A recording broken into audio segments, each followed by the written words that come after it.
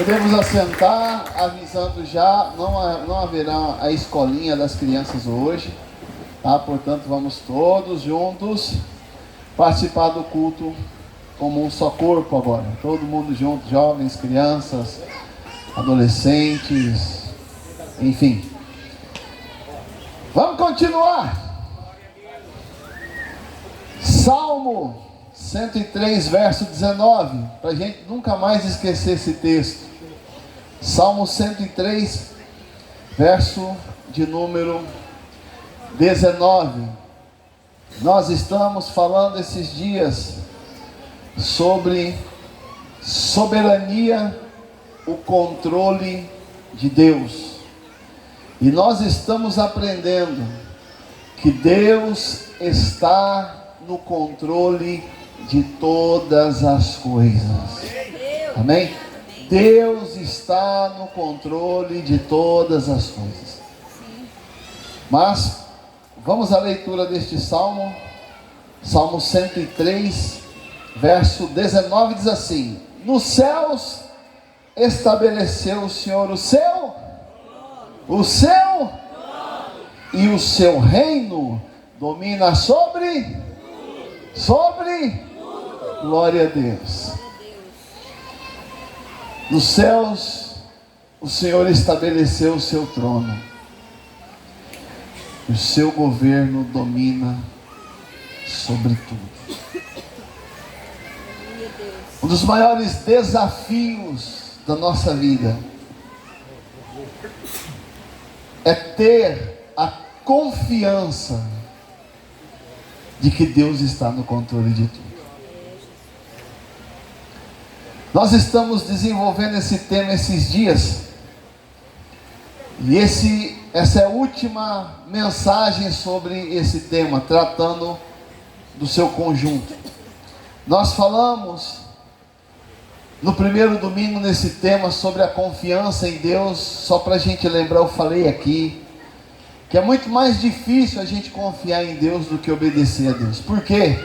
Porque eu disse aqui, a obediência, ela se constrói num caminho lógico. Eu sei o que Deus quer da minha vida, eu vou fazer, e quando eu decido obedecer a Deus, eu começo a desfrutar do benefício da obediência.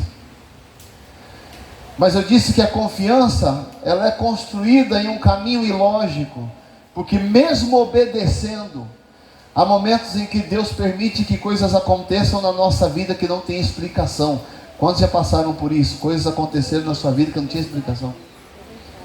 E nesse tempo, nesse momento, Deus quer de nós confiança de que Ele, Deus, está no controle de todas as coisas. Falei aqui, nesses dias, que a nossa desobediência confronta a fidelidade de Deus com a sua palavra. É como se nós desobedecêssemos, disséssemos para Deus assim: eu não creio que o Senhor fará isso.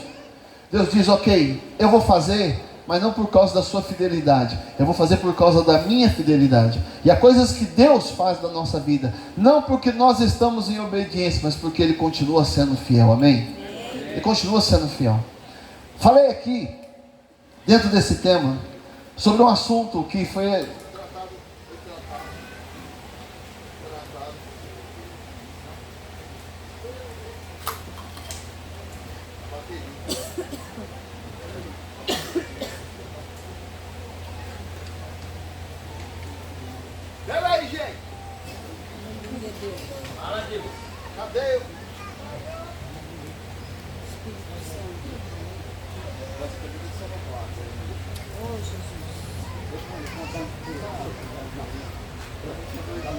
seu pastor.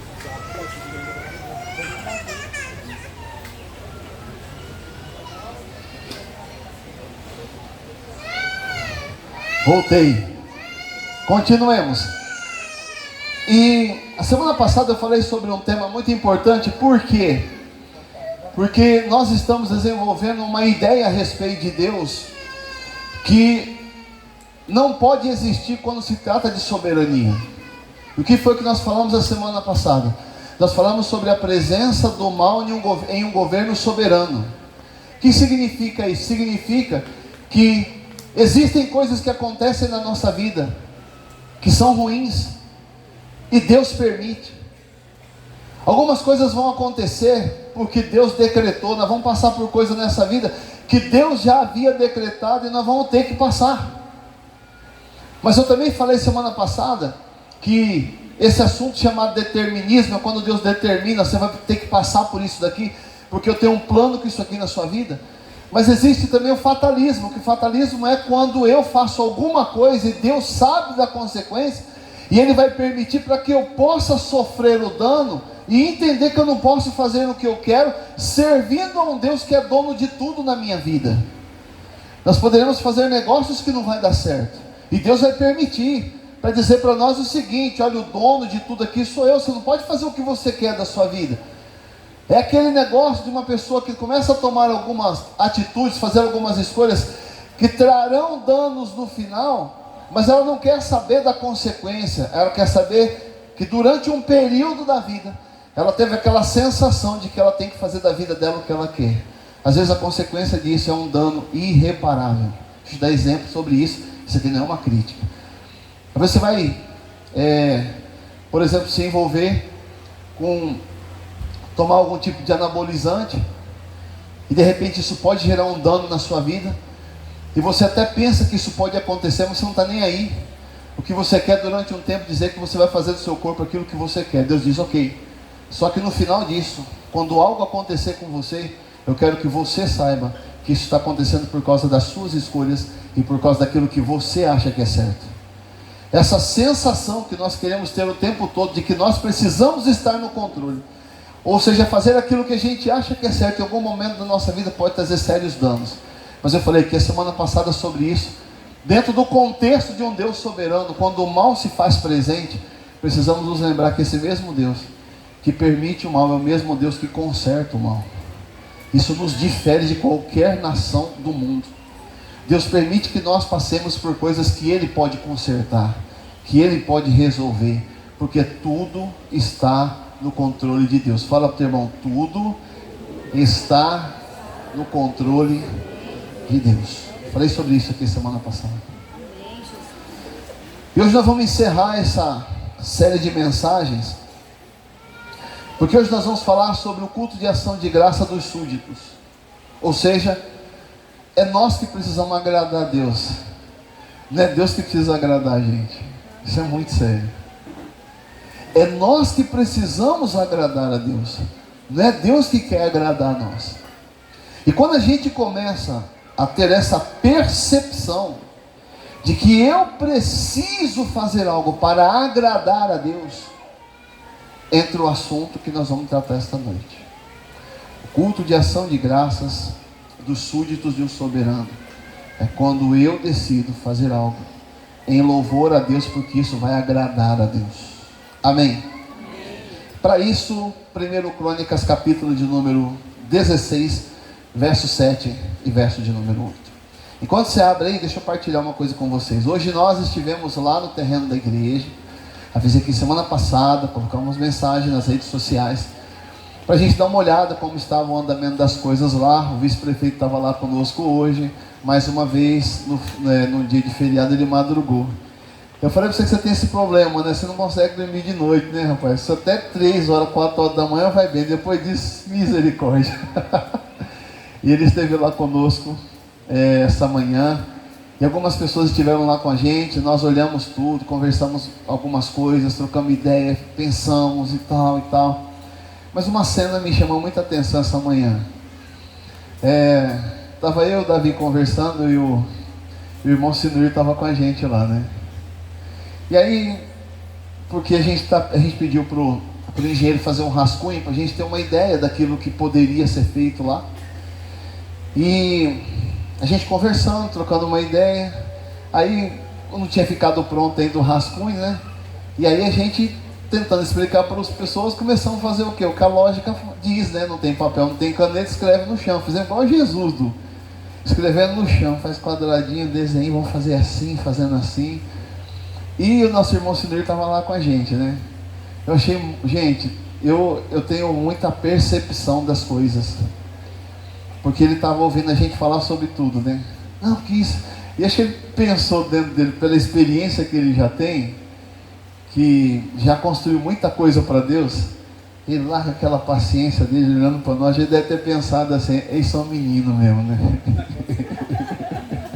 Eles são meninos empolgados, mas eu vou dar uma ajuda para eles. Ele quieto. Ele falou assim, eu posso opinar? Eu falei, claro que o senhor pode. Aliás, o senhor deve. O bambuzinho que ele estava apoiado, né? Parecia Moisés escrevendo na areia, né? Ele catou o bambu, o vice-prefeito estava lá com a gente, ele catou o bambu e fez assim, ó. Começou a desenhar. É assim, ó. O que vocês estão pensando é muito bom, mas vocês têm que ver e apontar o bambu. Se vocês fizerem isso aqui desse jeito, vai ficar mais fácil, porque vocês não vão perder espaço. Se vocês fizerem aqui, se vocês fizerem aqui, nós dois olhando para aquilo e falando assim um para o outro. Por que a gente não lembrou disso? E tipo assim, foi um tempo muito legal, as pessoas chegaram lá, estiveram orando lá, foi um tempo muito gostoso. Mas eu confesso que eu acho que eu errei a data, de verdade. Por quê? Porque tinha um acampamento aqui, é um feriado prolongado, tinha muitas pessoas que acabaram indo dormir tarde, acordaram tarde. Então nós vamos combinar um outro dia, que aí nós vamos voltar lá também. Aí eu conversei com o vice-prefeito, a gente está fazendo uma permuta lá, eles precisam de terra. Eu não sei que você deve estar construindo outro planeta, né? Não é possível, tanto de terra que arranca de lá. E aí eles estão prestando serviço para nós lá, fazendo a terraplanagem para nós e ao mesmo tempo utilizando a terra, porque eles também estão precisando muito. E aí eu falei assim, meu Deus, onde é que põe tanta terra? Mas depois a gente foi conversando, conversei com o Divirso lá e falou assim, não pastor, dependendo do lugar, 50 caminhões de terra não é nada. Aí eu pensei, falei, misericórdia. Enfim, ele também deu umas ideias lá, dá pra gente fazer esse negócio assim, se fizer assim vai ficar melhor, tal. Foi um tempo muito legal. E eu creio que a próxima data que a gente for lá para poder dar uma olhada nas coisas, nós vamos ter grandes novidades naquele lugar. Amém? Amém. Bom, voltando aqui para o texto, 1 Crônicas, capítulo de número 16, versos 7 e 8. Nós vamos tratar sobre o tema, o culto de ação de graças dos súditos de um soberano. Verso 7 diz assim: naquele dia foi que Davi encarregou pela primeira vez Asaf e seus irmãos de celebrarem com hinos ao Senhor. Verso 8: rendei graças ao Senhor, invocai seu nome, fazei conhecidos entre os povos os seus feitos. O que o texto está falando? Davi conseguiu trazer a arca de Deus e colocar a arca no lugar onde ele havia planejado. Lembrando que na primeira investida que ele fez isso, foi um fracasso. Um homem morreu por causa disso. Mas na segunda investida ele procurou fazer as coisas do jeito que Deus havia ordenado.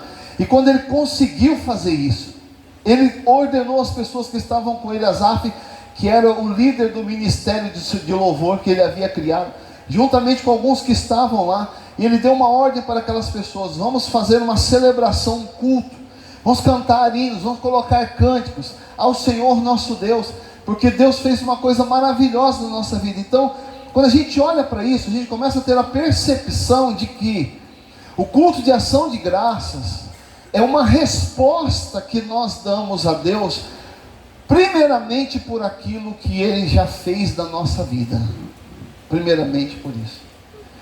Mas, em segunda instância, esse mesmo culto de ação de graças que nós prestamos a Deus, deve ser um culto pela fé daquilo que Deus ainda pode fazer em nossa vida.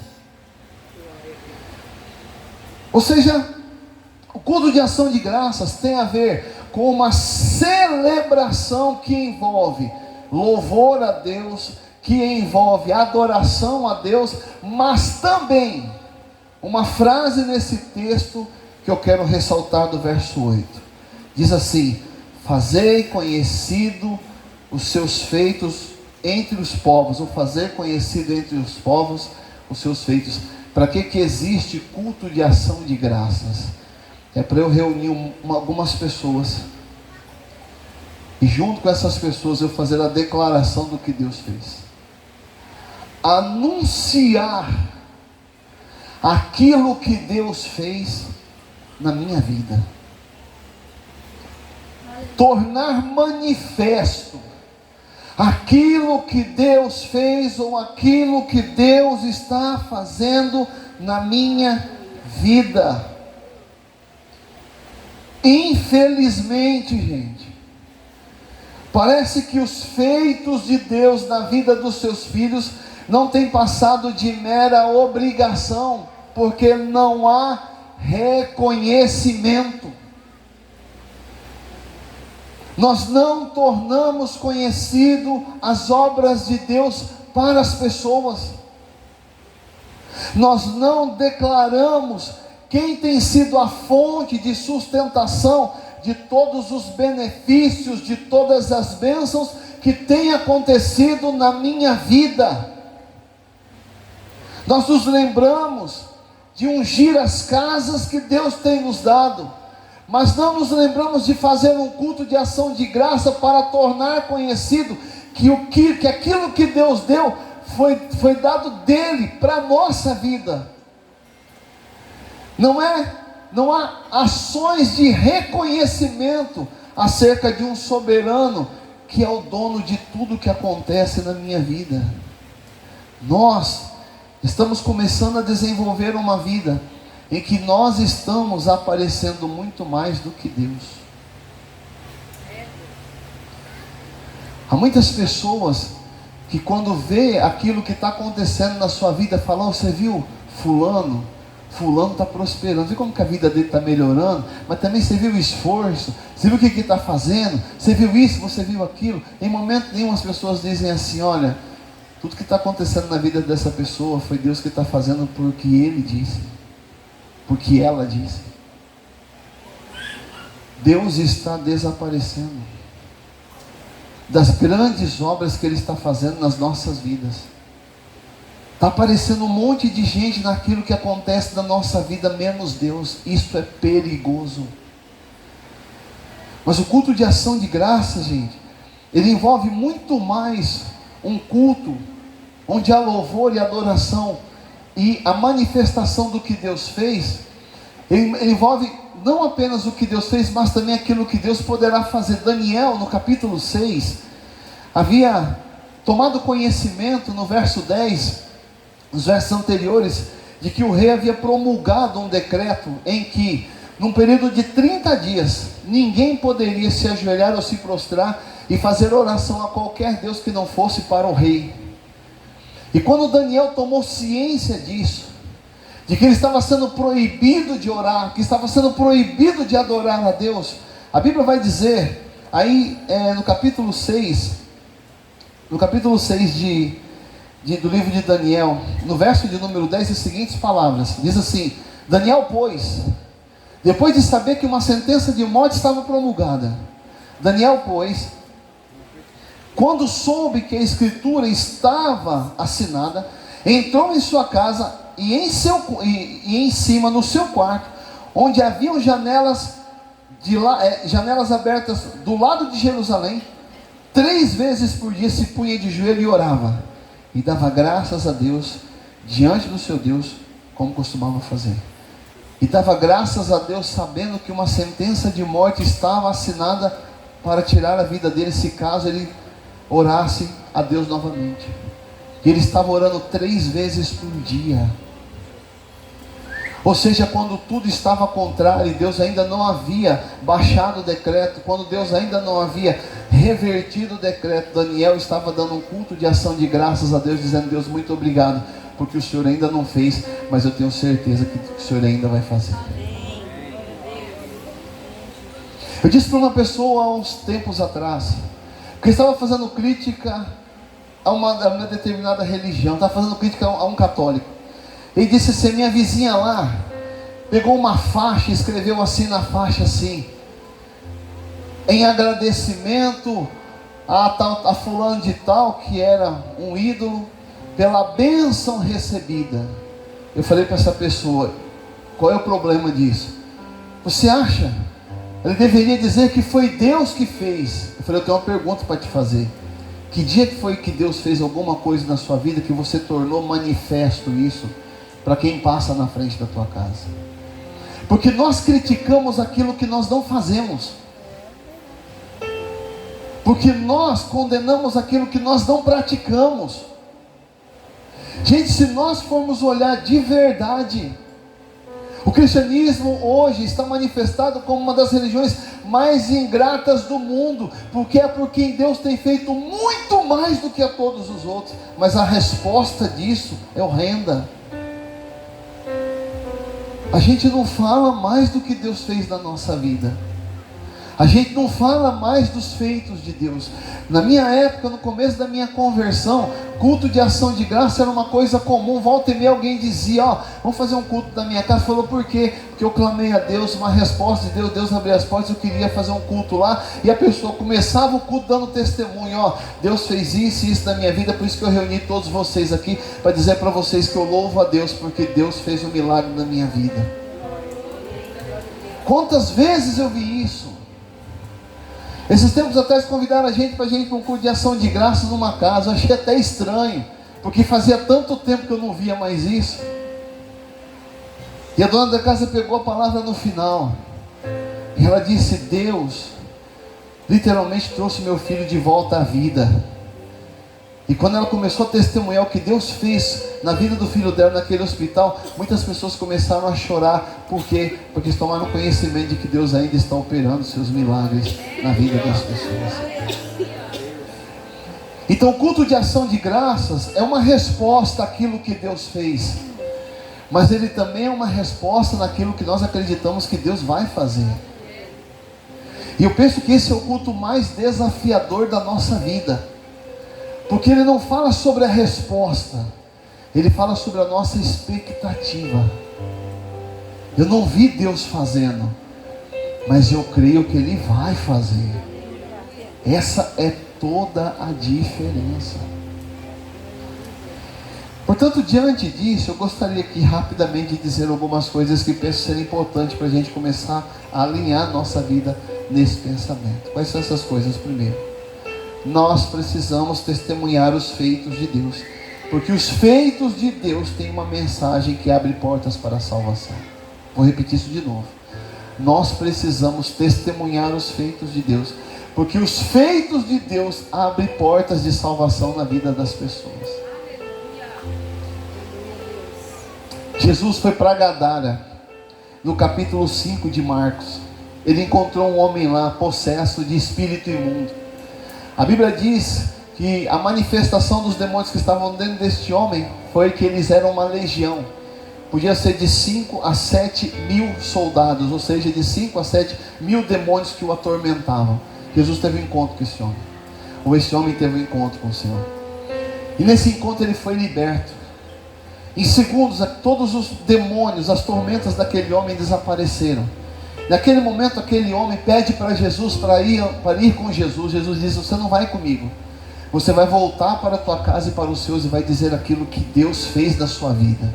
Agora o resultado disso é capítulo 5 de Marcos, verso de número 20, que diz assim, verso de número 20 diz assim, então o homem que foi liberto foi e começou a proclamar em Decápolis, 10 cidades, o que Jesus lhe fizera, e todos se admiravam.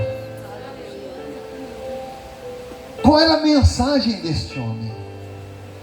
Qual foi a pregação dele? O texto está dizendo, a mensagem foi, tudo que Jesus lhe fizer. Essa era a mensagem. Essa mensagem abriu a porta da salvação para 10 cidades. Nós precisamos começar a falar o que esse Deus fez na nossa vida. Eu vejo pessoas que estão se escondendo por trás de belas mensagens para negligenciar a única mensagem que só você tem. Que mensagem, pastor? Tudo que Jesus fez na sua vida. Isso é incontestável. Precisamos falar. Há pessoas que se sentem perdidas, mas quando elas ouvem tudo o que Jesus fez na minha vida, elas começam a ter esperança. Elas começam a aspirar uma esperança que antes era morta. Quando você começa a dizer para as pessoas: eu venho de uma família destruída, eu venho de uma história destruída, mas o dia que eu conheci Jesus, esse Jesus consertou minha história, Ele restaurou minha família, Ele mudou a minha vida. E quando as pessoas olharem para isso, elas vão ver o lugar onde elas estão e o lugar onde elas poderão estar através da sua mensagem, através da sua pregação. E eu repito, qual é a mensagem que eu devo pregar? Não é uma mensagem cheia de textos bíblicos, cheio de ideias bíblicas, porque esta mensagem é a mensagem que doutrina e edifica a igreja. Mas a mensagem da salvação, escute isso, é tudo que Jesus fez na sua vida. As pessoas têm que saber que vida que você tinha, quem era você, quem é você, o que foi que Jesus fez, o que foi que Jesus fez na tua vida, como você vivia antes, como você vive agora. É o seu testemunho pessoal. Essa mensagem, gente, abre porta de salvação para um monte de gente. Pode ser que uma pessoa venha aqui nesse culto num domingo como esse, ouça tudo que eu estou falando, pode ser que ela não consiga absorver com excelência o que eu estou falando, mas a mensagem que fala da tua vida, tudo que Jesus fez na sua vida, pode ser mais claro do que a mensagem que eu prego aqui todo domingo à noite.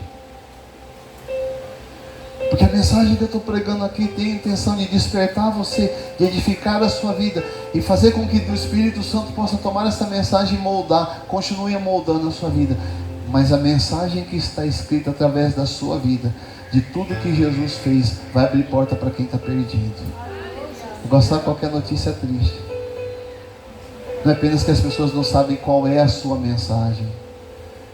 Tem gente que não sabe nem que você é crente. Essa é a mensagem dolorida. Não é que eles não sabem os feitos de Deus, eles não sabem quem é esse Deus e o que Ele fez na sua vida. Então, quando nós pensamos sobre culto de ação de graças, precisamos entender a importância da mensagem do testemunho. Fala ao teu irmão: vamos começar a falar daquilo que Jesus fez na nossa vida. Eles falam assim: eu vou pegar para conversar, eu vou falar daquilo que o pastor falou domingo à noite. Irmão, tem coisa que eu falo domingo à noite aqui que segunda-feira a maioria das pessoas nem lembra o que eu falei. Eu estou sendo sincero, eu também já sentei nesse banco aí. Agora escuta, quando chega no outro dia, existe uma mensagem viva que está dentro da tua cabeça, ela não vai ser esquecida nunca. O que foi que Deus fez na tua vida, tudo que Jesus fez na sua vida, essa é a mensagem. Reúna pessoas, faça um culto na sua casa. Eu queria fazer um culto de ação de graças aqui, porque eu gostaria de falar de tudo que Jesus fez na minha vida. Eu gostaria de dizer que esse mês eu estava com 10 perseguidores, terminei o mês com 20. Mas tem uma coisa, eu estou em pé ainda, porque Jesus está comigo.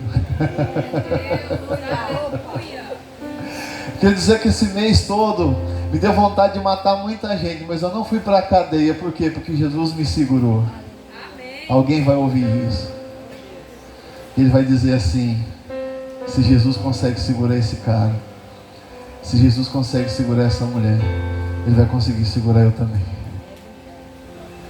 Eu vou repetir isso de novo. Existe uma mensagem que ela salta das páginas da Bíblia para o teu coração. E a mensagem é: tudo que Jesus fez por mim. Segundo,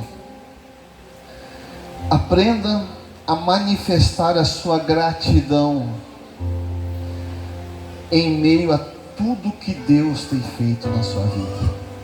Deuteronômio capítulo 16. Tem gente que diz que Deus não gosta de festa. A Bíblia contraria essa ideia. Deus gosta de festa grande. Deuteronômio capítulo 16, verso de número 16, quinto livro da Bíblia. Diz assim, palavras de Moisés ao povo: 3 vezes, disse ele, no ano, todo varão entre ti aparecerá perante o Senhor, teu Deus, no lugar que escolher, na festa dos pães asmos, na festa das semanas e na festa dos tabernáculos. Olha só, 3 festas no ano, 3 festas boas no ano. Aí segue dizendo, porém, não aparecerá de mãos vazias perante o Senhor. Haviam 3 festas celebradas no Antigo Testamento, e entre os judeus elas continuam sendo celebradas. Na verdade, eram 7 festas, elas se resumiram em 3 festas. São celebradas até hoje. E Deus é quem ordenou essas festas. Essas festas eram um meio que o povo tinha de ir diante de Deus e agradecer a Deus por tudo aquilo que Deus estava fazendo na vida deles. Mas não era só isso. Uma dessas festas aqui, chamada Pentecostes. A festa de Pentecostes era uma das festas que falava justamente do que aconteceu com Daniel. Porque a festa de Pentecostes é o final do período de chuva. Eles ficariam 6 meses sem chuva. Sabe o que eles faziam? Pegavam as sementes que eles tinham, pegavam o pouco de água que eles tinham, porque lá naquela região a água era muito pouca. Eles pegavam o pouco de água, colocavam num jarro, eles pegavam as sementes e levavam para o altar. Quando chegavam no altar, eles depositavam as sementes e pegavam a água e derramavam na escadaria do templo. O que eles estavam fazendo naquele momento era dizer para Deus o seguinte: a partir deste momento nós não temos onde semear, aqui estão as nossas sementes. E a partir de agora, Deus, não vai haver chuva e nós não teremos mais água para irrigar a plantação. Está vindo um período de seca. E nós estamos aqui derramando esta água, dizendo para o Senhor: a nossa água acabou, agora estamos completamente dependentes de Ti. Incrível isso. Passado alguns dias, começava a chuva de novo. E quando a chuva chegava, as colheitas eram garantidas. Porque algumas pessoas iam diante de Deus para reconhecer Deus por aquilo que Ele ainda iria fazer. Existia algo comum no meio daquelas pessoas. E o que era comum? Entre as 3 festas, essa expressão: porém não aparecerá de mãos vazias perante o Senhor. O que Deus estava dizendo? Você precisa vir a mim e trazer algo para me ofertar. Porque a oferta, gente, é um ato de reconhecimento. Tudo que você dá a um soberano não é uma necessidade dele, é minha. Acertadamente, Michael Murdock disse que nós precisamos dar a Deus aquilo que nós mais precisamos, porque tudo que está na nossa mão é uma semente que nós podemos colher amanhã. Porque eles iam com as ofertas, porque eles levavam os frutos da terra naquela época, porque não havia dinheiro, moeda corrente naquele tempo especificamente. No Novo Testamento isso vai acontecer. Por que eles faziam isso? Por um motivo muito simples. Eles iam diante de Deus: eu reconheço que o Senhor é o dono da minha vida, e reconheço que eu tenho necessidades que só o Senhor pode suprir. Aqui está a minha oferta. Era um ato de reconhecimento. Era um ato de reconhecimento. Provérbios capítulo 3, verso 9, a Bíblia fala sobre isso. A Bíblia diz assim, Provérbios 3, verso 9: honra o Senhor com os teus bens e com as primícias da sua renda. O que o sábio Salomão, que foi o homem mais rico dessa terra, aprendeu? O segredo de toda prosperidade não é apenas ter, mas é ter um coração voluntário a doar para Deus. Deus deu uma casa para ele, mas antes que ele tivesse todo o luxo da sua casa, ele construiu um templo para Deus. Nós queremos ter de Deus, mas não estamos dispostos a doar a Ele. Fala para o teu irmão: você está entendendo? Nós queremos tudo de Deus, mas nós não estamos dispostos a doar a Deus. Abraão, quando entendeu o plano de Deus, de que Deus daria para ele uma multidão, Deus pediu para ele o filho dele, e ele não negou. Por quê? Porque ele sabia que Isaac era uma semente, que quando ele estava disposto a sacrificar o filho a Deus, e Deus o impediu, naquele momento Deus falou para ele: eu ia te abençoar, mas de veras te abençoarei e te multiplicarei extraordinariamente. A tua descendência será como as estrelas dos céus e como a areia da praia do mar. Talvez o plano de Deus, entenda o que eu quero dizer para ele, era dar apenas um filho, mas na verdade Deus estava dando para ele gerações e gerações. Mas não começou com a doação de Deus primeiro, mas começou com a doação de Abraão a Deus. Fala, teu irmão, se você quiser ter alguma coisa de Deus, precisa estar disposto, diga para ele, a doar algo a Deus. Diga, isso é reconhecimento. O que você quer, você precisa estar disposto a doar. Eu vou terminar essa mensagem em terceiro te dizendo: aprenda a amar, entenda a ligação da ceia do Senhor com o culto de gratidão. Hoje é o dia da Santa Ceia. E eu falei para você, Santa Ceia não é um culto comum. E esse culto, ele é um culto de agradecimento, reconhecimento daquilo que Deus já fez e está fazendo na nossa vida. O Salmo 116, o verso 12 e o verso 13 diz exatamente isso.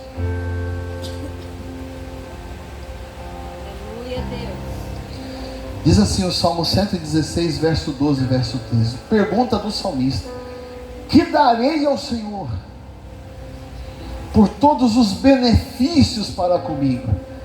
Deus, o que eu faço para reconhecer tudo que o Senhor está fazendo na minha vida? Ele responde no verso 13, a revelação que Deus trouxe para ele: tomarei o cálice da salvação do Senhor e invocarei o nome do Senhor. Beber o cálice, ele estava apontando para o futuro. Esta é uma mensagem profética para a igreja. O que eu faço, Deus, por tudo aquilo que o Senhor está fazendo na minha vida? Dentre tudo que nós já falamos aqui, precisamos estar aqui na Santa Ceia, porque é aqui que nós reconhecemos o que Ele fez. Eu te mostrei um vídeo na nossa última ceia que falava sobre o que aconteceu com Jesus com relação a todos os pecados que nós cometemos. Hoje eu queria te mostrar um outro vídeo que fala do sofrimento, da crucificação, pelas palavras de um homem que entende desse assunto. Vamos assistir esse vídeo. Luzes.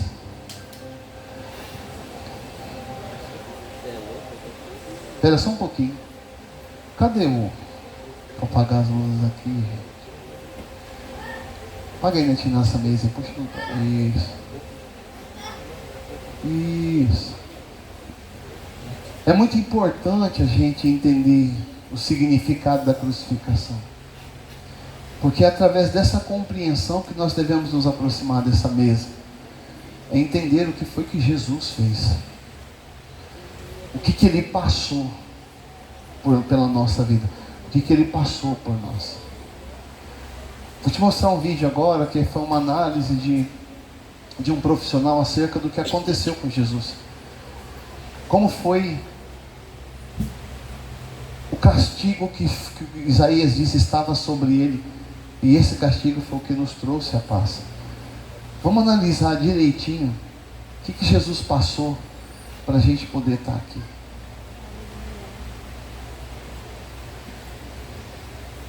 Tadã.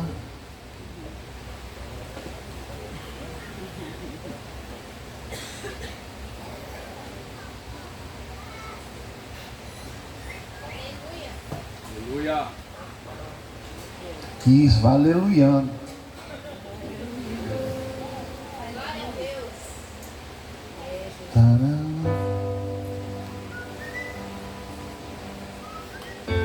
Suspense dentro.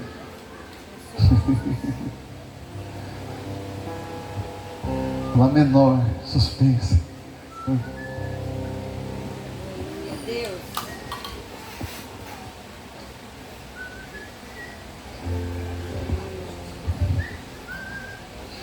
Isso.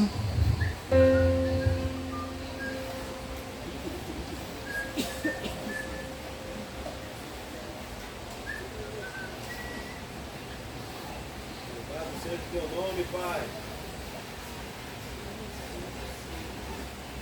Aleluia. Glória a Deus.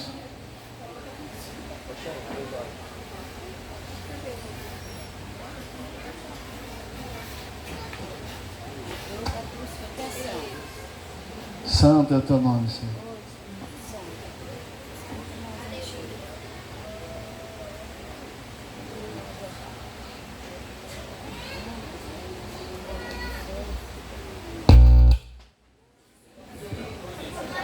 Eu assustei e não vi o vídeo, você imagina eles. Eu vi o vídeo, você imagina eles que não viram.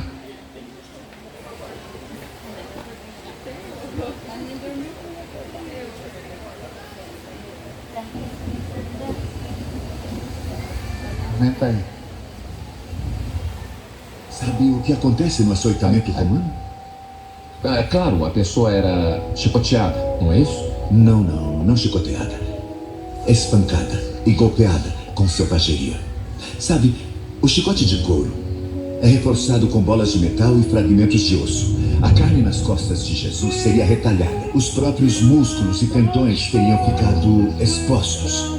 Apenas o açoitamento teria deixado Jesus em condições críticas pela grande perda de sangue. É por isso que ele desmaiou com o peso da cruz que os romanos o fizeram carregar pela cidade. Tá certo, então é possível que Jesus tenha sobrevivido ao ser pregado na cruz. Sim, ele poderia sobreviver, mas isso é pouca coisa comparada ao que acontece depois na crucificação. Uma morte lenta e agonizante por asfixia. Vem comigo. Bom, o estresse nos músculos peitorais de Jesus teriam travado os seus pulmões na posição de inalar. Então, para deixar a respiração sair, ele teria que se curvar, usando os pulsos e pés perfurados, raspando suas costas dilaceradas contra a madeira da cruz, depois soltar o corpo novamente para poder respirar. O que ele teria que fazer várias vezes, até que a exaustão tornasse isso impossível e, inevitavelmente, Ele morreu, em teoria, mas vamos lembrar que esses soldados não eram médicos, não é? Então talvez tenham tirado ele da cruz e acharam que ele estava morto, mas de fato não estava. Não, claro que não eram médicos, eram matadores profissionais. E eram realmente bons em seu trabalho. Tinham que ser. Se o prisioneiro escapasse, vivo, eles mesmos seriam executados. Sr. Strobel, a crucificação de Jesus é um dos eventos mais certificados do mundo antigo. E se quiser encontrar uma agulha em um palheiro, a teoria do desmaio é essa. Quando os soldados fincaram a lança entre as costelas de Jesus, sabe o que saiu? Sangue e água. Que agora sabemos é a descrição de um derrame pericárdico como resultado da morte por asfixia. É uma condição que ninguém poderia forjar. Mas por que ele faria isso? Por que permitiu que fosse morto? Se ele é realmente o Filho de Deus, por que não usar seu poder para defender a própria vida? É realmente muito simples. O amor.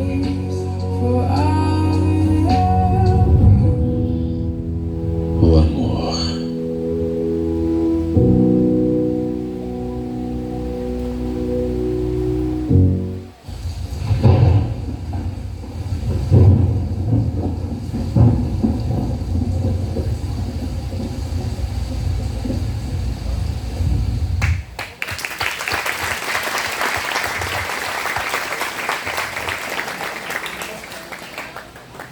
Ele deu a vida dele por nós. Estar aqui hoje é isso. É reconhecer. É dizer para ele: eu estou aqui porque eu reconheço que aquele dia de tamanha dor e sofrimento foi por minha causa. Nós precisamos levar a sério a ceia do Senhor.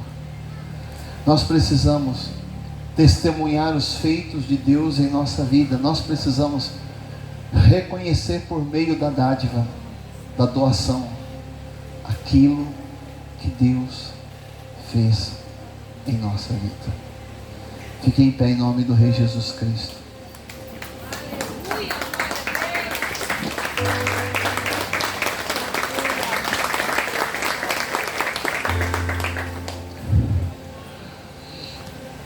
Vi na internet um comentário essa semana.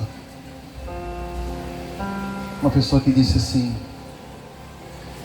igreja é lugar de gente tola, que vai para ser manipulada por pastores. E depois eu assisti esse vídeo e eu encontrei a resposta. A resposta foi: igreja é o lugar daqueles que reconhecem o que Deus fez na vida deles. Eu acho que eu não passava do castigo romano.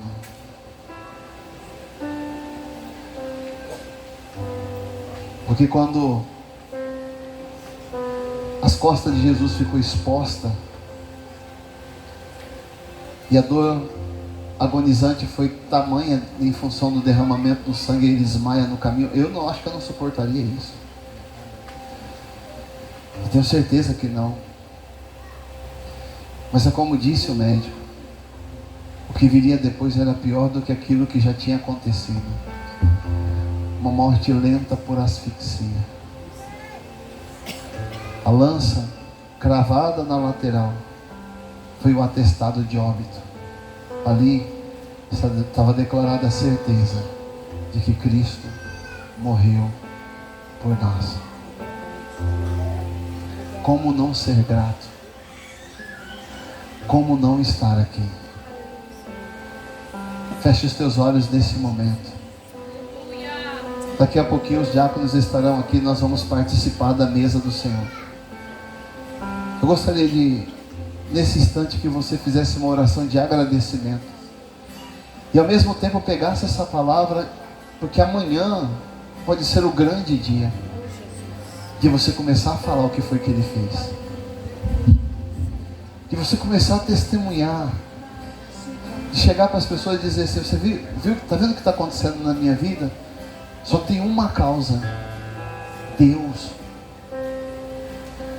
Eu passo por perseguição, eu passo por luta, eu passo por isso, eu passo por aquilo, dia após dia. Mas existe alguém que me levanta quando eu não quero levantar. Existe alguém que me acorda quando eu não quero acordar. Existe alguém que me consola quando eu estou chorando. Existe alguém que me dá força quando eu não tenho força. Quem é? Jesus. E você começa a declarar tudo que Jesus fez em tua vida. Muitas pessoas virão a Cristo através de tudo que Jesus fez na sua vida. Esta é a mensagem mais poderosa do Evangelho. Esta é a mensagem mais verdadeira do Evangelho. Ele morreu por nós, para que a gente não perecesse, mas tivéssemos a vida eterna. Comece a agradecer a Ele. Diga para Ele: Deus, obrigado, porque eu não podia ter filhos e o Senhor me deu filhos. Deus, obrigado, porque eu vim da pobreza e hoje eu tenho mais do que aquilo que eu tive um dia. Deus, obrigado, porque há sonhos que estão acontecendo na minha vida, mas não foi porque eu tinha condições, mas porque o Senhor me deu condições. Deus, obrigado, porque eu tinha sonhos de criança que agora estão se tornando realidade. Eu tinha um sonho de ter uma moto, hoje eu tenho porque o Senhor me deu. Eu tinha um sonho de ter um carro, hoje eu tenho porque o Senhor me deu. Eu tinha sonho de viajar, hoje eu viajo porque o Senhor me permitiu. É assim. Não é nada por nós, é tudo por Ele. E está na hora do mundo saber disso. Dos teus amigos da faculdade, dos teus amigos de academia, dos teus vizinhos, dos teus seguidores da rede social, das pessoas que convivem e trabalham com você. Existe uma mensagem dentro de você que vai abrir as portas da salvação para muita gente. Pregue esta mensagem. Pregue esta mensagem. Não se esqueça de ser agradecido a Deus. Deus tem te dado tudo, salário, Deus tem te dado tantas coisas. E Ele disse na sua palavra: não compareçam diante de mim com as mãos vazias. A oferta, o dízimo é um ato de reconhecimento. Nós não fazemos por obrigação, nós fazemos porque reconhecemos tudo que Jesus tem feito por nós. Comece a orar e agradecer, e ao mesmo tempo se prepare o teu coração para estar diante da mesa do Senhor. A Bíblia diz: analise pois o homem a si mesmo, coma do pão e beba do cálice. A mesa é o lugar daqueles que reconhecem aquilo que Jesus fez em suas vidas.